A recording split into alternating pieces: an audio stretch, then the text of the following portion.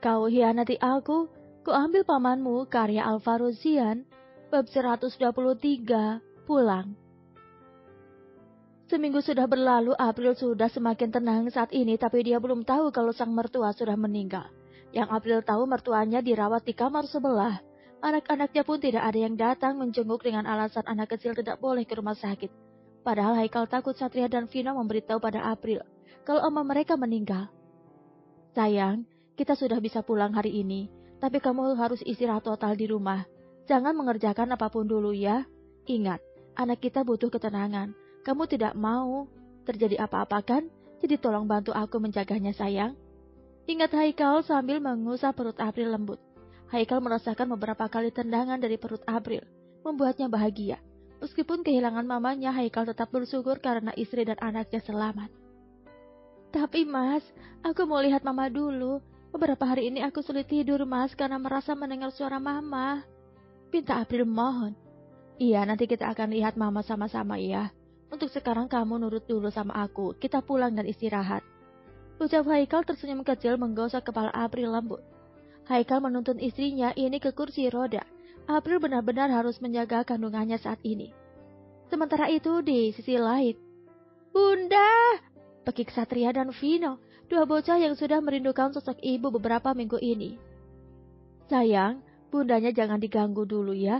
Kasihan kan bunda harus istirahat. Ujar Haikal memperingati sang anak. Haikal mengambil kursi roda mamanya dulu untuk membawa April masuk.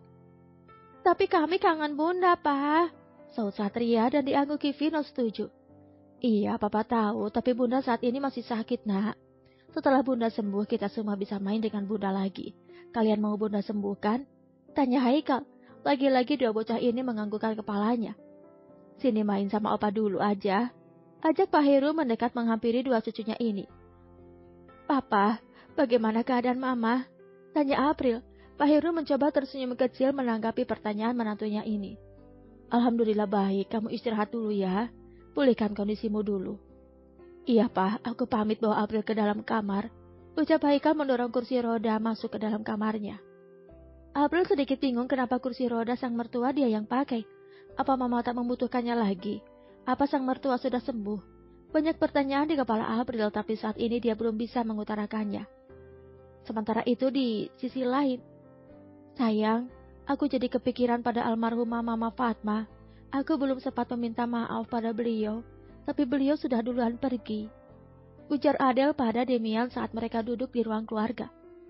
Kita tidak bisa menentang takdir sayang. Lagi pula kamu tidak punya salah kan pada Mbak Fatma? Kenapa harus minta maaf? Banyak sayang, dulu aku sering kesal pada beliau.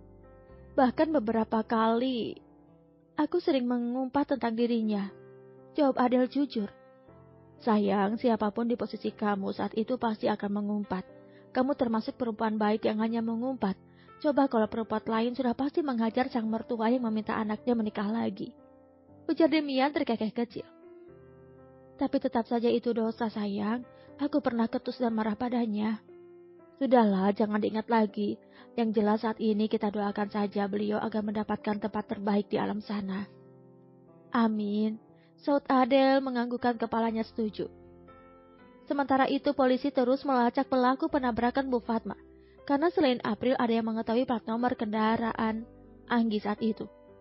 Mas, tadi polisi menghubungiku. Ujar Fajar pada Haikal yang tengah duduk sambil memainkan ponselnya. Pelan-pelan Jar, nanti April dengar. Dia belum tahu kalau Mama meninggal.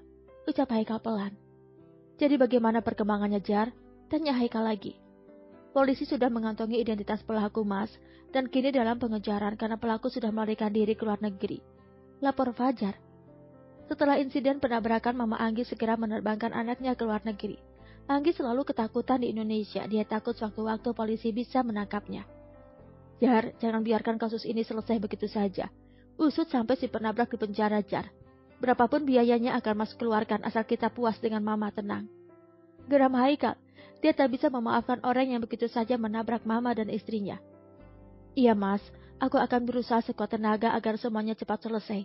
Agar Mama bisa tenang. Saud Fajar yang juga ikut geram dengan kejadian ini. Fajar dan Haikal yakin kalau kasus tabrak lari yang dialami Mama mereka ini adalah unsur kesengajaan. Bersambung.